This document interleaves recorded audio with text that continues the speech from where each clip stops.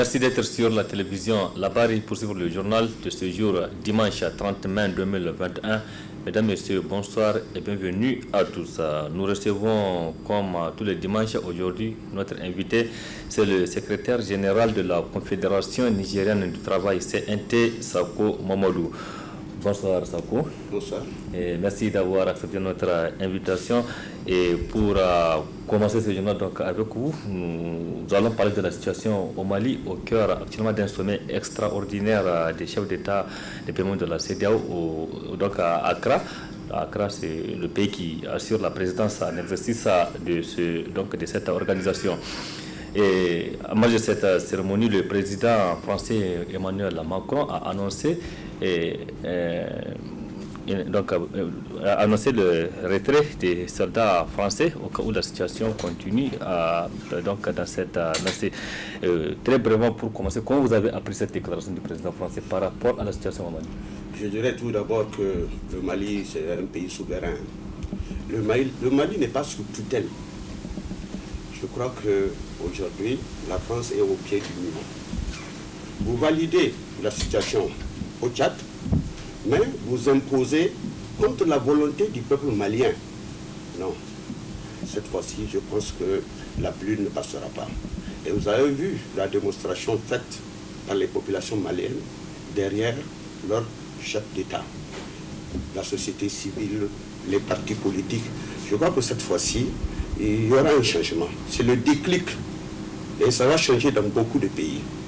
Dans beaucoup de pays. Les forces maliennes sont au Mali. Kidal est occupé. L'armée malienne ne peut pas aller à Kidal. C'est-à-dire c'est un État dans un État. Et nous savons pourquoi. Kidal regorge de beaucoup de richesses et autres là. Ce n'est pas pour la beauté des yeux des Maliens que les Français sont là-bas. C'est pour leurs intérêts. Nous pensons que les choses doivent changer. Oui, donc actuellement, les chefs d'État sont en conclave à Accra. Est-ce que vous attendez grand chose à la conclusion de cette... Rien du tout. À un certain moment, on avait qualifié la CEDEAO de syndicat des chefs d'État. Mais il y a toujours deux poids, deux mesures. Et puis, il faut reconnaître que la pression que la France est en train de faire sur les chefs d'État africains, ça doit changer. Ça doit changer. Je dis que peut-être c'est le point de départ. À partir de maintenant, les gens vont recouvrir leur souveraineté. Depuis les indépendances années 60 à ce jour, est-ce que nous arrivons à nous développer? Mais les ressources sont pillées. Nous pensons que c'est un sursaut que nous approuvons. Nous approuvons. Un peu partout, les forces maliennes sont là. Le Mali est toujours occupé. Nous sommes attaqués tous les jours par des terroristes qui viennent du Mali. Mais quel est le rôle que les forces françaises jouent? Je pense qu'à un certain moment, les gens doivent accepter la volonté du peuple malien. Ce n'est pas la France qui va décider de qui doit diriger le Mali. Voilà ce que j'ai à dire. Alors, merci M. Sako. Le temps de revenir ici au plan national pour un peu parler de la situation sociopolitique. Notons cette cérémonie de clôture cet après-midi à la Maison de la Presse des travaux de deux formations initiées par le réseau des journalistes pour les droits de l'homme. RJDH, au cours des 4 jours qu'ont duré les travaux, une vingtaine de journalistes de Niamey et ceux de l'intérieur du pays ont vu leur capacité renforcée en matière de droits humains. Nafissa Yahaya et Nasser Seydou pour le compte rendu. Sous initiative du réseau des journalistes pour les droits de l'homme RJDH avec l'appui financier du Royaume de Danemark à travers Oxfam, les deux formations dont cette cérémonie marque la fin des travaux a permis de renforcer les capacités d'une vingtaine de journalistes de Niamey et de l'intérieur du pays sur des thématiques en matière des droits humains. Ces deux activités entrent dans le cadre d'un projet intitulé Promotion d'informations de qualité sur les droits humains au Niger, vise à un renforcement des capacités des journalistes nigériens dans le cadre de leur travail quotidien et noble de collecte et de traitement de l'information. Le journalisme indépendant est nécessaire pour que la démocratie soit forte. En tant que pilier de tout système démocratique, les journalistes assument une responsabilité sociétale élémentaire pour défendre les valeurs démocratiques fondamentales. Cela exige d'abord un travail professionnel, le respect de standards d'éthique, le souci de la vérité. Ne jamais perdre de vue la dignité humaine. L'exactitude est une information complète. Et pour que cela soit une réalité au Niger, notre pays, la formation intense des journalistes s'impose dans plusieurs domaines, notamment celui des droits humains. Une initiative fortement saluée par les bénéficiaires.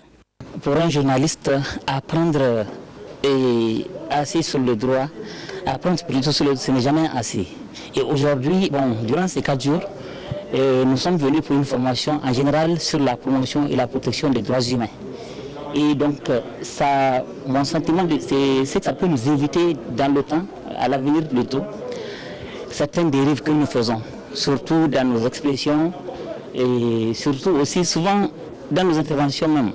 En clôturant les travaux de ces formations, le rapporteur général de la Commission nationale des droits humains a également salué cette initiative du RJDH avant d'exhorter les participants à partager à leur tour ces connaissances. Ces formations reçues vont vous permettre d'être encore plus professionnels dans la collecte et le traitement des informations en lien avec les droits humains.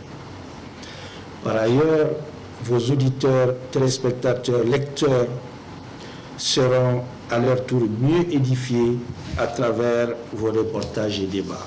Au nom de la Commission nationale des droits humains et au mien propre, j'adresse mes vifs remerciements et mes encouragements au réseau des journalistes pour les droits de l'homme pour ces multiples initiatives en faveur du renforcement des capacités des journalistes sur les droits humains au Niger. La remise des attestations et une photo de famille ont sanctionné la cérémonie. Rendons-nous à présent dans la région de Zander où les habitants de la commune rurale de Tenhia, c'est dans le département de Tanuta, se sont mobilisés ce dimanche pour contester le processus de l'élection du nouveau maire. La population de cette commune ne veut pas du tout le nouveau maire qu'on cherche à imposer à cette communauté contre son gré. Donc elle a fait savoir dans une déclaration lue ce dimanche par Ibrahim Lawan, il est habitant du village. Résolu à consolider les acquis de la République et de l'indépendance nationale proclamée, respectivement le 18/12/58 et le 31/08/6, ainsi que ceux de la Conférence nationale souveraine, qui a réussi le 29/7 au 31/11/91. L'Assemblée des forces vive la nation. Résolu à bâtir une commune de droit garantissant d'une part l'exercice des droits collectifs et individuels, la liberté, la justice, la dignité, l'égalité, la sûreté et le bien-être comme valeur fondamentale de notre société et d'autre part l'alternance démocratique et la bonne gouvernance.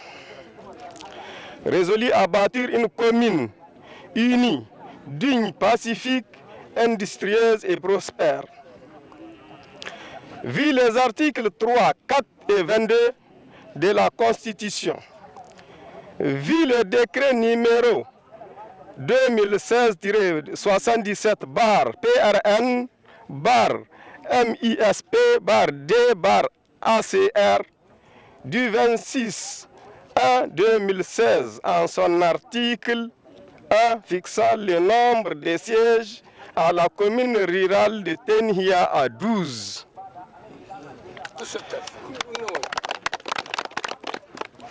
Vu le décret numéro 2019-500/PRN/PM du 10/9/2019, en son article 5, afin de créer les conditions de stabilité et de consolidation des institutions démocratiques et républicaines.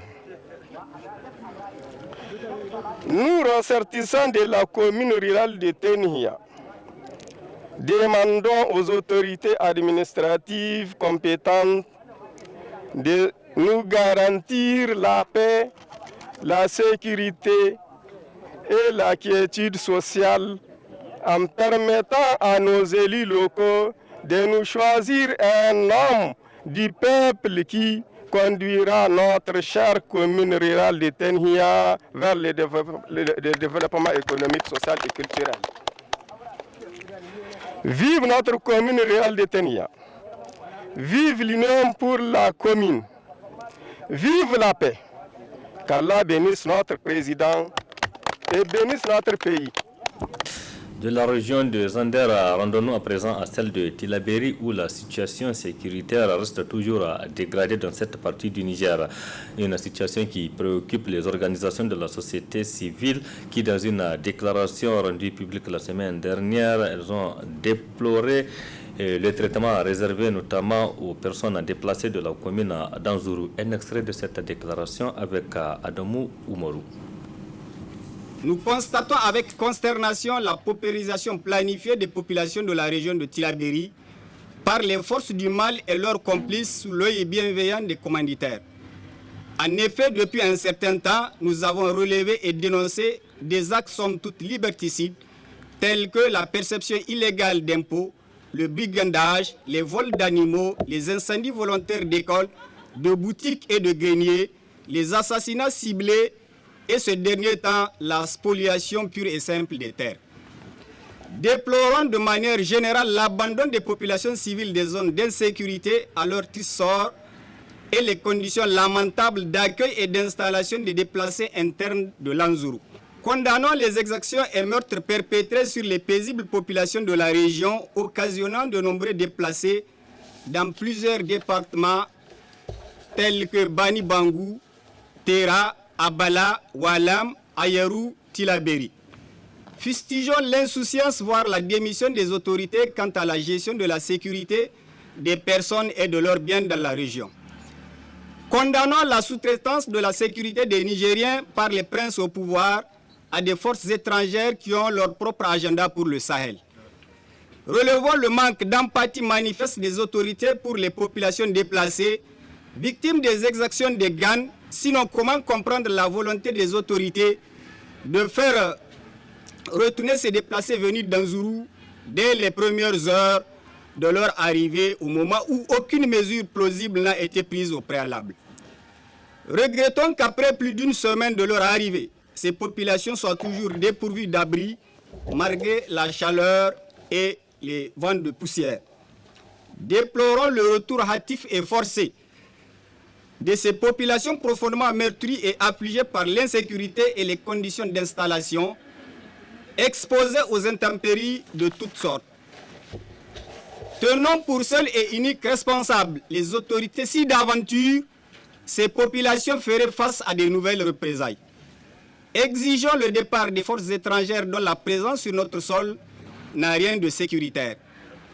Exigeons la levée immédiate de toutes les mesures d'exception ayant une incidence grave sur la situation socio-économique des populations. Exigeons la nomination d'un gouverneur militaire, homme de terrain et non un officier de parade. C'est le lieu d'interpeller le président de la République, chef suprême des armées, garant de l'intégrité du territoire, à renforcer les capacités des forces de défense et de sécurité, à assurer la protection et la sécurité des populations civiles, à préserver l'intégrité du territoire et à mettre fin à la présence au Niger des forces étrangères dont l'inefficacité n'est plus à démontrer. Interpellons les pouvoirs publics nigériens face à leur obligation à assurer la sécurité et la protection des populations civiles contre les exactions de tout genre et d'assister les personnes déplacées où qu'ils se trouvent.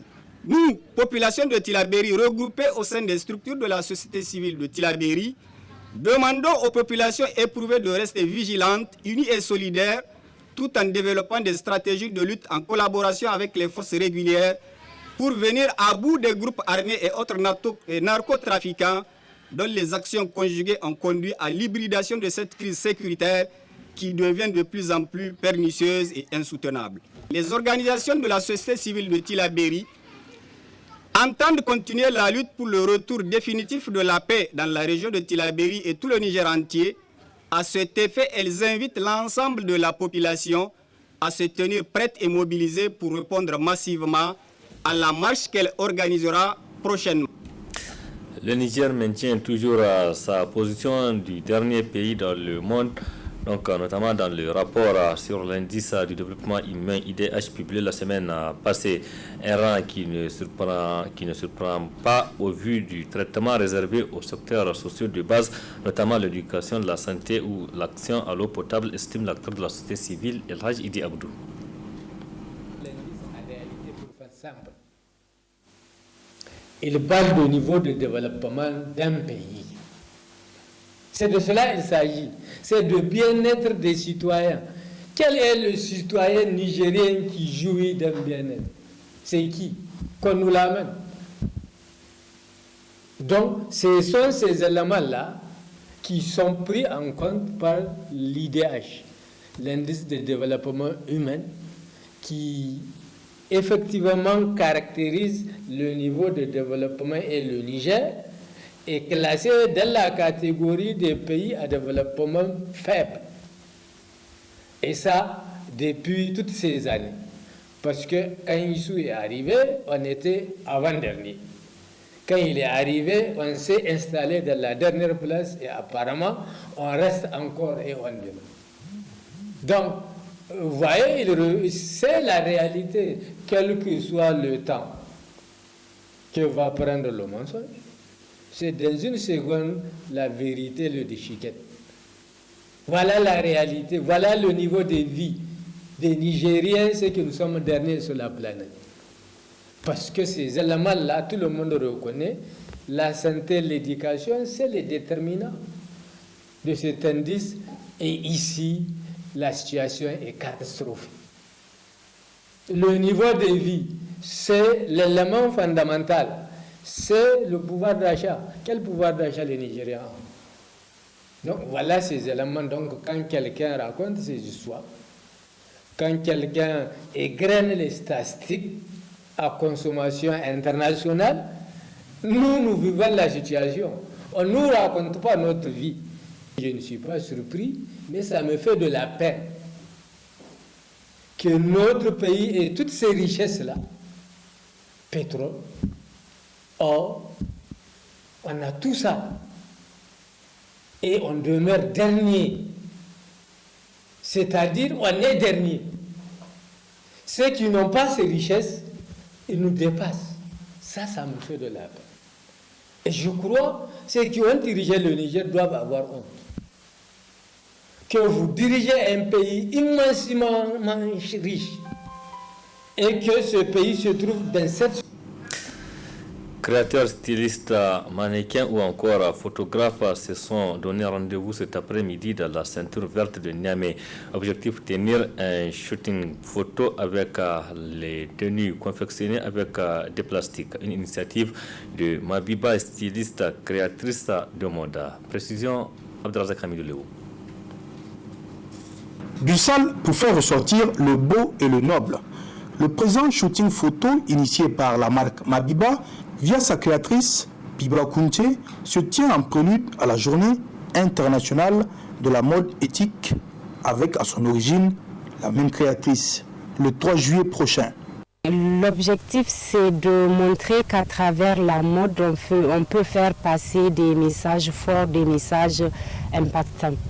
Alors, l'idée de cette collection qui est issue en sachet plastique, c'est de pouvoir confectionner des vêtements haute couture et faire un shooting ici sur ce site de la ceinture verte pour justement montrer que la ceinture verte est en train de se dégrader et elle a été initiée pour lutter contre la désertification. Et aujourd'hui, regardez tout ce qu'il y a autour de nous. C'est juste incroyable de se dire qu'en quelques années, c'est devenu comme ça.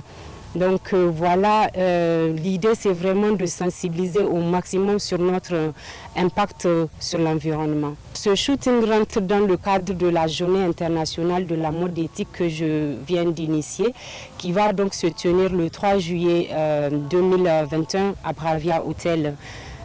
Qui va réunir des conférences, qui va réunir également des expositions, mais aussi un défilé avec des créateurs qui œuvrent dans une démarche éco-responsable. La mode pour lutter contre les déchets plastiques et leur prolifération. C'est de sensibiliser au maximum aussi les créateurs pour utiliser des matériaux nobles qui se dégradent facilement, parce que vous voyez, quand on utilise des matières en plastique, des matières en tout cas qui ne sont pas biodégradables, ça met du temps à se dégrader, et donc l'idée en tout cas c'est vraiment sensibiliser au maximum ces créateurs avec les conférences. C'est sensibiliser également la jeune génération des étudiants qui veulent comment on appelle ça, qui veulent emprunter cette voie-là, de leur dire que bon voilà, aujourd'hui la mode est la deuxième industrie la plus polluante au monde. Donc si nous, la jeune génération, les jeunes créateurs, on doit faire quelque chose, c'est d'œuvrer dans une démarche éco-responsable. Mais c'est pas que les créateurs seulement, nous devons sensibiliser également la population sur notre mode de consommation, parce que on voit que c'est un phénomène qui est mondial, mais ça dépend des continents. Par exemple, quand on parle d'écologie en Europe, on n'est pas sur les mêmes enjeux quand on parle d'écologie ici en Afrique, ou particulièrement au Niger. Une initiative nouvelle pour cette créatrice visionnaire qui ne manquera pas de plaire à Dame Nature. Rendez-vous est ainsi pris pour le 3 juillet prochain à l'hôtel Bravia. Revenons à présent sur le plateau pour nous entretenir avec notre invité du jour, le secrétaire général de la Confédération nigérienne du travail, Moussa Mamadou. Et c'est pour parler notamment de cette déclaration de politique générale DPG présentée le mercredi dernier par le Premier ministre Oumoudou Mahamadou devant les députés nationaux. Cette DPG donc, comprend 7 axes principaux dont je vais rappeler un peu. La sécurité et quiétude sociale, la bonne gouvernance et consolidation des institutions républicaines, le développement du capital humain, la modernisation du monde rural, le développement des infrastructures économiques, exploitation des potentialités économiques, et le dernier aspect, c'est la solidarité et inclusion socio-économique des catégories en situation de vulnérabilité. Monsieur le secrétaire général, vous avez suivi la présentation faite par le chef du gouvernement le mercredi dernier, et je viens de rappeler les 7 axes principaux de cette DPG. Et comment vous l'avez suivi après? On a suivi le Premier ministre à l'Assemblée nationale, mais il faut rappeler que c'est une disposition constitutionnelle. C'est l'article 76 de la Constitution qui dit qu'une fois nommé, le Premier ministre doit présenter une déclaration de politique générale devant les élus du peuple. Bien entendu, ça a passé parce que si ça ne passe pas, le Premier ministre remet sa dirigeant au président. Étant entendu que la majorité a le pouvoir a une majorité confortable à l'Assemblée, ça a passé comme une lettre à la poste. Voilà. Donc nous avons suivi les 7 axes. Il a développé en 101 points la sécurité, la quiétude sociale, la bonne gouvernance, le développement du capital humain, l'exploitation des potentialités économiques, etc. etc. Mais la DPG du Premier ministre ne peut être que dans le cadre du programme du candidat Bazoum. Et mieux encore, le 2 avril, à la prestation de serment du président Bazoum, il a lancé des signaux forains. Tout ce qui est contenu dans la DPG, le président Bazoum, dans son discours d'investiture, vraiment les a beaucoup martelés, notamment la sécurité, l'éducation, tout ça, la bonne gouvernance, et c'est-à-dire que on vient de suivre la fille de Kounché, c'est Kounché qui disait à ton nouveau, attitude nouvelle, c'est-à-dire qu'il compte changer. Il compte changer.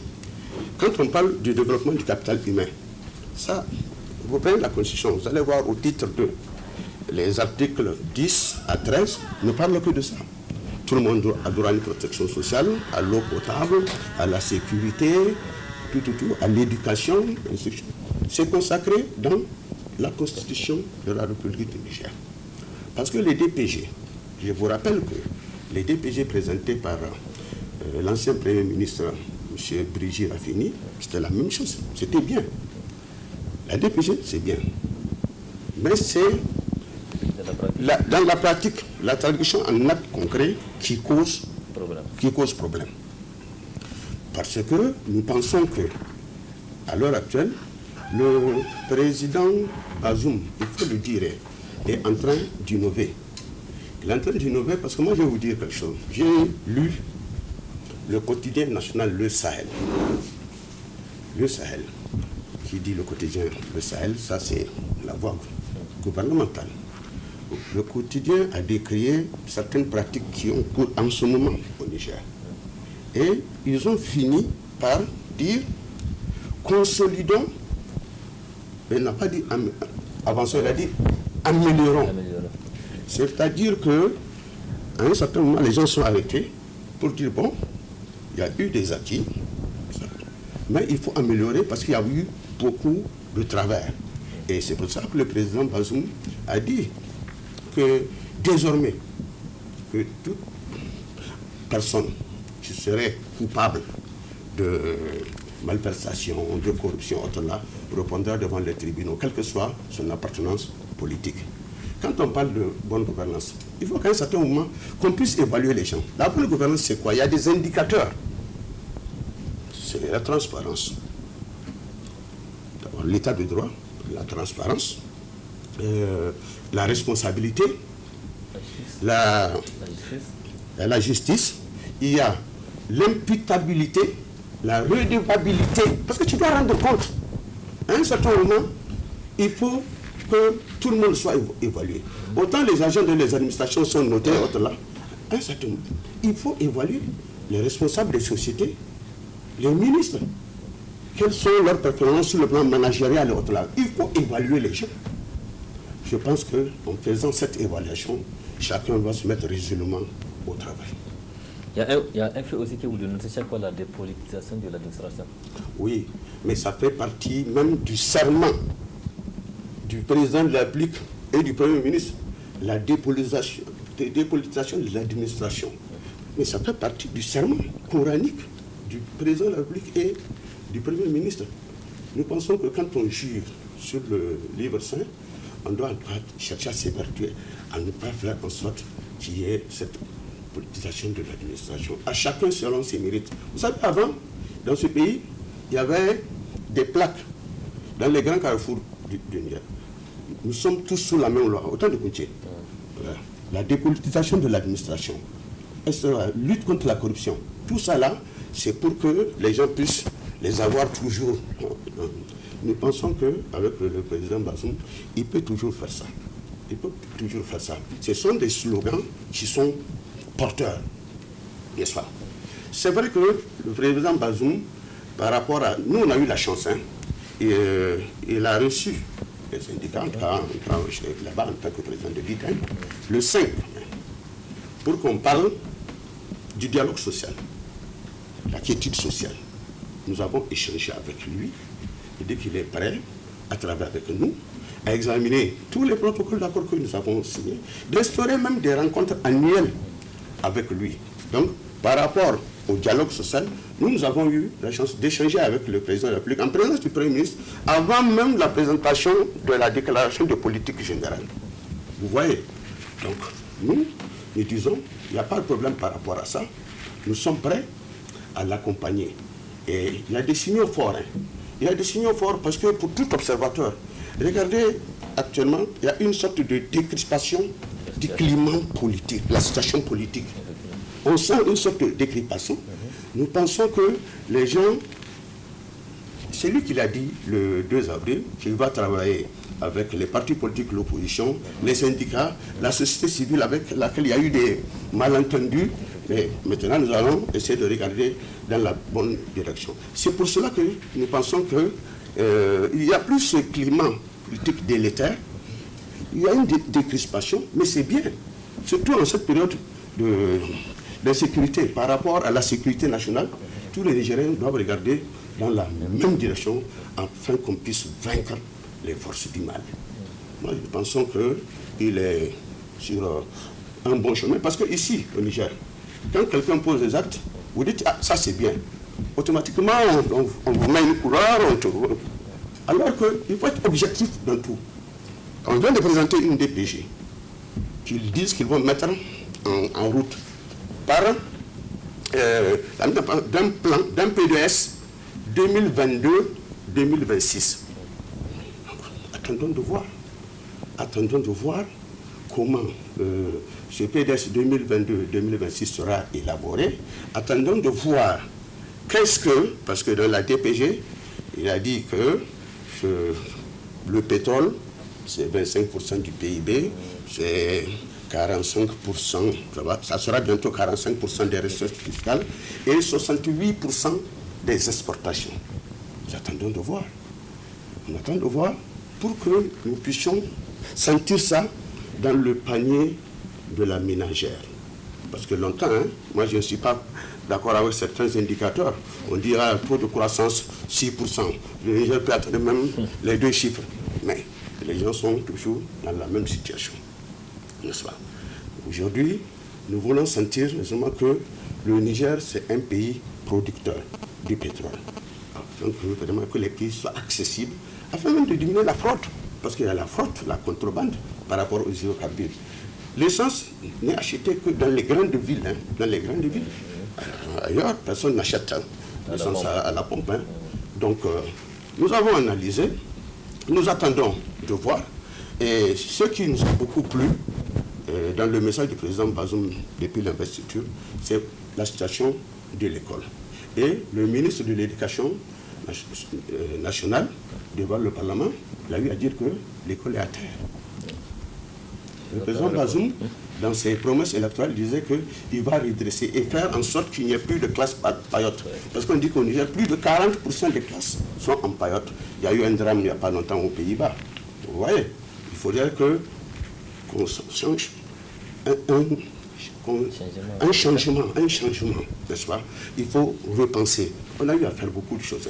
Les journées de l'éducation, ceci, cela, tout. Non, maintenant, il faut faire du concret. Et c'est pour cela que nous avons compris l'audience que le président Bazoum a accordée aux syndicats du secteur de l'éducation. Ils se sont tous réjouis, vraiment, des conclusions issues de cette rencontre. Nous pensons que si il met en œuvre tout ce qu'il a dit dans son programme, notamment dans son discours d'investiture, il y aura des avancées. Oui, donc est-ce que vous pensez qu'il y a ce qui manque dans cette DPG? Dans cette DPG, présentée à l'Assemblée nationale, les DPG sont les mêmes. Ça se recoupe. J'ai parlé des DPG présentés par le président et le premier ministre Brigitte Rafi. Mais en gros, la déclaration de politique générale présentée par M. Oumoudou ne peut être conforme qu'au programme du candidat qui a été élu. C'est le président Bazoum qui a été élu, c'est lui qui l'a nommé. Et tout ce qu'il doit faire, ça doit aller dans le cadre du programme du président Bazoum. Et d'ailleurs, j'ai dit, il a marqué tout. Parce que c'était comme une DPG le 2 avril, là, à la prestation de serment. C'est une sorte de DPG, n'est-ce pas? Donc, on a fait couper-coller et on a présenté. On a présenté, maintenant, selon vous, qu'est-ce que le président Bazoum doit faire pour vraiment réussir? Il doit veiller à ce que les Nigériens se remettent résolument au travail. Il doit veiller, surtout lui qui a été élu, à la dépolitisation de l'administration. Il doit veiller, il doit évaluer tout ce qu'il nomme. Et j'ai vu, il y a eu de très bonnes choses. Actuellement, au niveau des ministères, chaque ministère a son cahier de charge. Mieux encore, même le nombre de personnes qui travaillent, il y a un CG, il peut y avoir un CGA, 1 ou 2 conseillers, mais avant certains ministères, mais il y avait plus de 50, 60 conseillers, les gens sont là à ne rien faire. Mais c'est bien limité. Et le fait également de mettre fin en fonction de directeur de cabinet. C'était une sorte de doublon par rapport au secrétaire général. Nous, dans l'histoire du Niger, autant on a appris, autant de Diori Hamani, c'était des directeurs de cabinet, il n'y avait pas de secrétaire général. Autant de Kounché, c'était secrétaire général, il n'y a pas de directeur de cabinet. C'est après qu'il y a eu les secrétaires généraux et les directeurs de cabinet. Qui jouent pratiquement les mêmes rôles. Et vraiment, c'est assez budgétivore. Ça, tout le monde l'a salué. Hein. Ce sont des signaux forts que le nouveau président a posés. Il appartient à nous tous. Et surtout que maintenant, il y a une sorte vraiment de sérénité, un calme. J'ai dit que même le climat politique semble être décrispé. Mais quand vous faites cette description, c'est clair qu'il y aura des résultats. Personne ne va saboter, chacun va travailler. C'est comme je dis, à chacun selon ses mérites. C'était des slogans qui étaient partout, hein, les affiches dans la ville de Niamey. Moi, j'ai demandé au président Bazoum de remettre ces affiches. Tous les dirigeants sont sous la même loi. À chacun selon ses mérites, etc., etc. Voilà. Et ça permettra même l'éveil des consciences. Et surtout qu'il a commencé l'assainissement. Il a commencé à assainir. C'est une très bonne chose. Et quand un président dit, c'est pas parce que tu as voté pour moi, quand tu vas commettre des choses, tu veux fermer les yeux, tu vas répondre. Ça c'est bon, c'est un signal fort.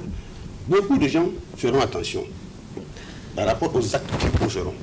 Parce qu'il n'y a pas de couverture.